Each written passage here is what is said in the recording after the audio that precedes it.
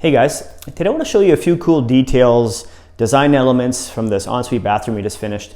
I'm Paul from Contact Renovation and Custom Homes. Welcome to the Art of Renovation. So here we'll talk about strictly the tub area in this bathroom. And you can see here we have a nice floor standing tub.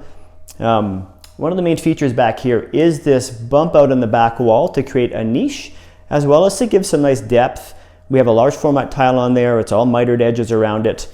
And then recessed on either side, we have this mosaic tile to give some texture and depth, as well as some accent lighting along the sides of the bump out to really make the space pop.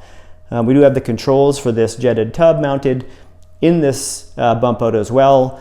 And then we have this beautiful gold trim package for the tub, in addition to this heated towel warmer mounted on the wall. So it's a remarkable corner of this bathroom. I'll show you more from other aspects of this space. I'm Paul from Contact Renovations. Have a great day.